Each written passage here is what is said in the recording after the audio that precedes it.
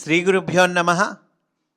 శ్రీరామకృష్ణ పరమహంస గారు మనలో మార్పును తీసుకువచ్చే ఎంతో గొప్ప విషయాన్ని, ఆ తత్వాన్ని చిన్ని కథల ద్వారా మనకు ప్రసాదించారు.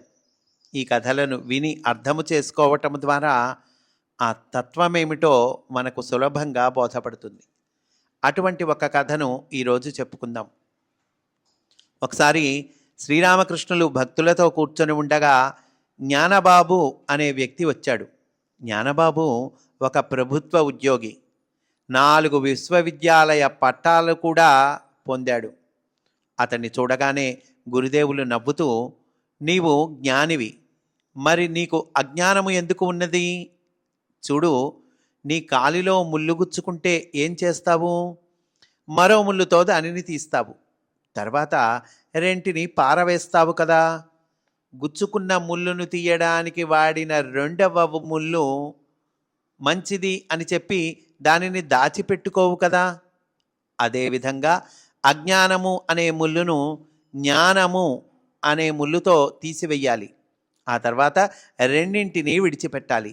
జ్ఞానము అజ్ఞానము అనే రెండింటికి అతీతంగా ఉన్నవాడికి ఈ లోకం ఒక ఆనంద సౌధంగా మారిపోతుంది. అటువంటి వాడు భగవంతుడే ఈ విశ్వంగాను, అందలి జీవరాశులుగాను, 24 తత్వాలుగాను, అంటే 24 తత్వాలు ఉన్నాయి కదండి, భగవంతుడే ఇట్లా రూపుదాల్చినట్లు దర్శిస్తాడు. అంతా భగవంతుడేనండి. ఈ విశ్వంగా ఉన్నది, అందలి జీవరాశులుగా ఉన్నది, తత్వాలుగా ఉన్నది, అంతా భగవంతుడే ఇన్ని రూపాలు ధరించినట్లుగా దర్శిస్తాడు. ఇంకా చెప్తున్నారండి గురుదేవులు, ఒక విషయం చెబుతాను విను. భగవంతుణ్ణి దర్శించిన తరువాత మానవుడు సంసారంలో ఉంటే ఉండవచ్చు. ఎలాగంటే, మా గ్రామ ప్రాంతాలలో వడ్రంగి స్త్రీలు దంపుడు యంత్రంతో అటుకులు తయారు చేయడం చూశాను. వాళ్లలో ఒక స్త్రీ రోటిలో ఉన్న వడ్ల గింజలను చేతితో అటూ ఇటూ కదుపుతూ మెదిగిన అటుకులను పైకి తోడుతూ ఉంటుంది. ఒడిలో పడుకొని పాలు త్రాగుతున్న చంటి పిల్లను 2వ చేతితో పట్టుకుంటుంది. అదే సమయంలో కొనేవారితో బేరసారాలు కూడా కొనసాగిస్తుంది. నీవు పాత బాకీ 2 అణాలు ఇవ్వాలి, ఇచ్చివెళ్ళు అంటుంది.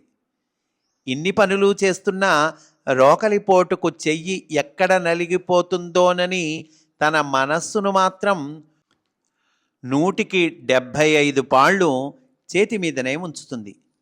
అదేవిధంగా గృహస్థు 4వ వంతు మనస్సుతో సంసార విధులు నిర్వహిస్తూ మిగిలిన మనస్సునంతా భగవంతుని మీదనే ఉంచాలి అని గురుదేవులు జ్ఞానబాబును నిమిత్తమాత్రుణ్ణి చేసుకొని సంసారులకు కర్తవ్యాన్ని బోధించారు.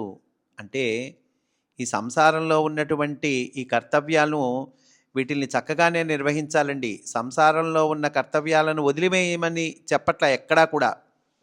ఈ కర్తవ్యాలను మనము చక్కగా నిర్వహించాలి. అయితే మనస్సుని భగవంతుడి మీద ఉంచుకోవాలి. అంటే అర్థం ఏంటంటే, ఈ సంసారంలో ఉన్న కర్తవ్యాలు నేను భగవదర్పణంగా చేస్తున్నాను, భగవంతుడి కోసమే చేస్తున్నాను అని మనం గుర్తుపెట్టుకోవాలండి. సంసారంలో కొంతమందికి సేవ చేస్తాం మనం, లేదా భార్య పిల్లలో, లేకపోతే ఇంకా ఇరుగు పొరుగు, ఆఫీస్కి వెళ్తే ఆఫీస్లో పని చేస్తాం. ఇదంతా భగవదర్పణంగా భగవంతుడికి చేస్తున్నాను అని అనుకుంటూ చెయ్యాలండి. మనస్సంతా భగవంతుని మీదనే ఉంచాలి అంటే అర్థం అది. కనుక ఇటువంటి చక్కటి విషయం ఈ కథ ద్వారా మనకు శ్రీరామకృష్ణ పరమహంస గారు అందించారు. స్వస్తి. వాసుదేవా.